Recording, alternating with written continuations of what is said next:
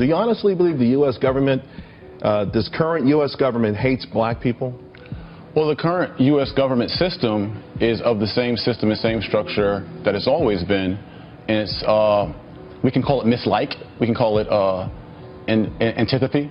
But regardless, there is a difference in how the government treats and addresses black people or Africans in America in the way they do other groups. Can you give me a couple America. examples? Sure, and I'm glad you asked that. It's a great alley-oop, I call it, right? I'm a slam dunk it.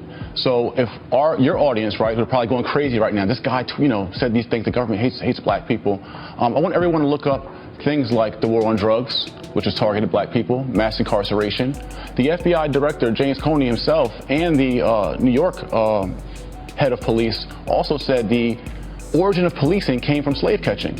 We also can look at black codes, vagrancy tactics, the bombing in Tulsa, Oklahoma, the bombing in Philly of the Moo family, all done by the U.S. government towards African people in America. So you would say arresting people and keeping law and order is anti-black? By saying that, are you saying that black people inherently are the ones committing the crimes? No, what I'm saying is that having a system, a structure in place, right, from the post-freedom or enslavement of black people, and where a system was created called the convict leasing system by our government, and where the same year that slaves were free, they created laws called vagrancy tactics that made it illegal for blacks to be homeless and would lock blacks up and put them in a convict leasing system. But see, here's the thing. I hear what you're talking about with respect to America's history. Right. The same practices are happening today. Well, I see homeless people all over the place, but I still don't see where you're justifying your current anger toward America or the American government.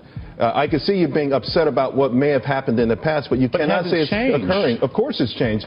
The fact that you're in this studio right now talking the way you are is the best proof in the world that it's changed. The fact that the 13th Amendment still says slavery was abolished except you commit a crime says that things are still the same. And when you have inmates working in prison, majority of whom are Africans in America, who are making 20 and 30 cents a day. Jay, why are the majority of people in prison of African descent?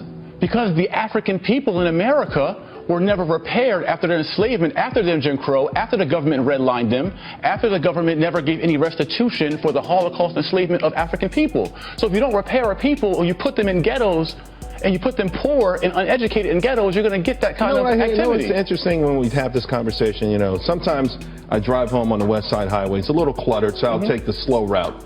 And I drive through some of my old neighborhoods that I lived in throughout Harlem. And I see them now, and they're becoming what they call gentrified. So it's the same neighborhood, the same buildings, but less graffiti, less garbage on the street. So what makes a ghetto? Not the buildings, not the neighborhood, right? Correct. Right. So the way people treat the buildings in the neighborhood makes it a ghetto. Who can you blame that on other than the person in the mirror? There's two accountabilities. There is self-accountability for Africans in America, that we have to repair ourselves because of the trauma that we suffered. But I liken it to if you take someone who was kidnapped, right, or a woman or a man who was molested for several years, and then they're pushed out of the house that they were molested in, and then they go out in the streets and they're promiscuous. You blame them for being promiscuous, but you don't blame the person who caused the trauma. Yeah, it's a stretch. See, it's not a stretch. It's a stretch. Was there or was there not? So if there was never trauma for this kind of treatment, right? I'm talking about the human rights violations of Africans. We're talking about the individual, not the history. One thing, I got to tell you something. They come together, King. They don't. They come together. If they did, if there wasn't a need for repair of people, then the Japanese Americans wouldn't have been repaired or had restitution after their 2 years internment camps in America. Or the Jewish Germans wouldn't have gotten repair or reparation. Are you saying all it would take in your mind then is some sort of restitution check from the government? I didn't say check. No, well, you're saying some sort of restitution. Repair aid, restoration. Let me tell you something. There are no black people in America right now who were ever slaves. Not a single one. Right. There are no white people in America at this point who were ever slave owners. Correct. Okay. But is there not residual effects of that? The overwhelming majority. Are there no residual effects of that? Not for the average person on either side. Is there no long-lasting trauma? Not for the average person for the either side. How did the black people get into the ghettos you talked about? You have to escape Did the government not redline black people, put red lines on the map? Google it if you don't know, King. The government put black people into ghettos through redlining. That created it. Jay. Is that right or wrong? Ultimately, we are in a point right now. Did the government not create COINTELPRO? A government program that broke up civil rights leaders and assassinated our people. Did the government not do that? You could put good people in a bad system. If the company culture is screwed up, then it's going to play out in the market? Well, the market for us is a treatment of African people in America. And it's proven by, Jane Elliott said it best. You can ask a room full of European Americans, white people, and ask them, would you trade places with the treatment of African American? And not one would say yes. If it was fair, they all would say, sure, I would.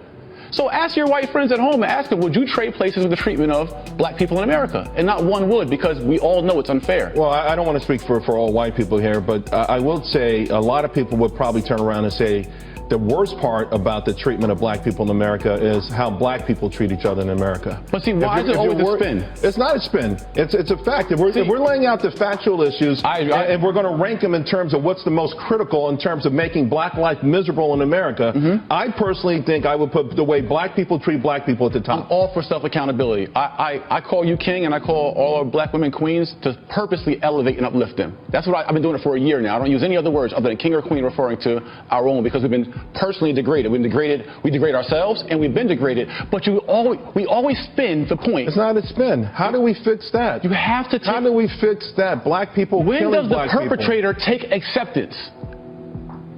Right? You want the victim to take acceptance, but when does the perpetrator, the government who created the system, not the government, that has abused and traumatized the people? Not the government. I'm talking about the young brothers who are going to kill each other this weekend all across this country. I know what you're talking about. I'm okay with self-accountability. Killing each other? No, I'm okay with self-accountability. How do we fix that then? How do we fix that? It's through our repair curriculum. Right now, we're repairing ourselves by unifying ourselves. I have a solution for us.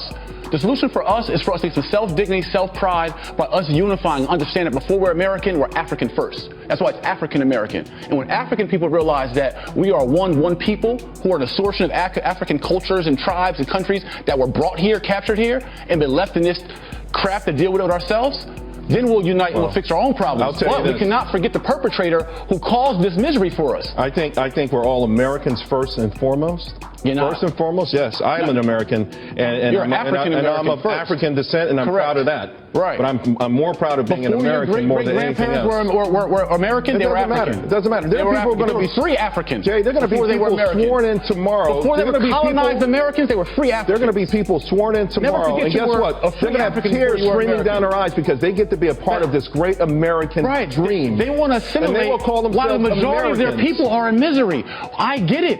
I'm doing well for myself. You're doing well. There's a 10% of us that do well. But what about the rest of us who are left in the ghettos, who are left in poverty, who are left with low education, who are left to deal with this? And yet, don't forget about your people, King. And yet, no, well, listen.